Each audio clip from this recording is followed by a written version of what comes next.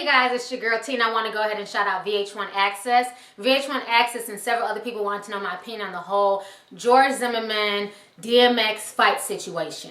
So unless you've been living under a rock, I'm sure that you've all heard by now that George Zimmerman and celebrity boxing promoter Damon Feldman, they decided to come out and announce to the world that George Zimmerman has been practicing for months and he's ready to fight a celebrity. So at first they wanted the Game to do it. The Game was willing to go in and kick George Zimmerman's ass, but then because they weren't offering him enough money, he declined. So after 15,000 people applied, they ended up going with DMX. I'm going to go ahead and play you guys this news clip, and I will come back with the rest of my commentary. Will be boxing for charity in the coming weeks. In the opposing corner, it will be Earl Simmons, better known as hip-hop star DMX. The fight promoter says he got 15,000 emails asking for a chance to enter the ring with the former Neighborhood Watch captain.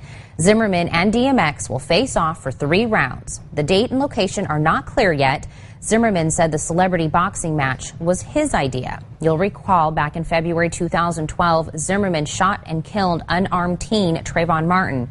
He stood trial for murder, but was found not guilty. Okay, so you guys just watched the news clip. So this has been causing outrage all over the nation. There have been petitions started up on change.org, wethepeople.gov. Folks are really upset about this whole George Zimmerman thing. You know, this whole situation is just a mess. Now, as of yesterday, DMX has finally decided to come out and speak to the media about the whole situation. I'm going to go ahead and play you guys DMX's interview right now, and I will come back with the rest of We all know how Earl Simmons, a.k.a. DMX, rolls.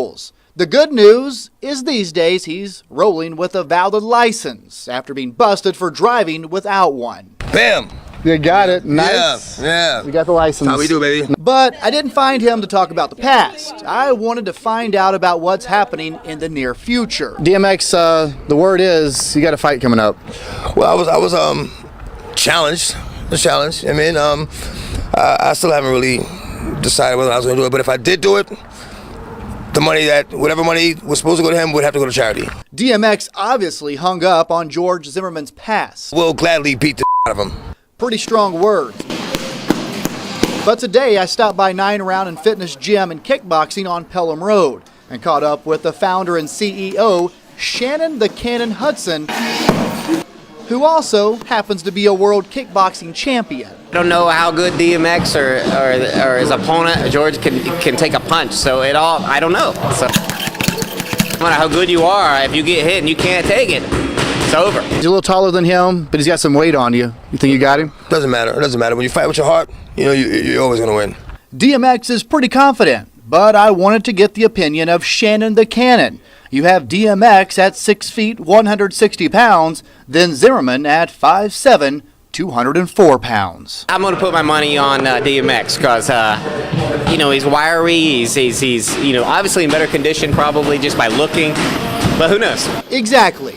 Who knows? It's not a done deal yet. No, it's not done yet. It's not done yet. Okay, so you guys just watched a news clip, and to me it kind of seems like DMX is unsure. I don't know if he's upset about the backlash, because a lot of folks have been going in on him. Even Rev Al Sharpton, he sent out the following message to DMX. So a lot of people are not happy about DMX accepting this challenge, and I wasn't happy either. I feel like DMX is just slowly ruining his legacy. You know, we all understand he has drug issues. We understand that he's in debt, but all money is not good money, and I don't feel like he should even entertain this whole situation.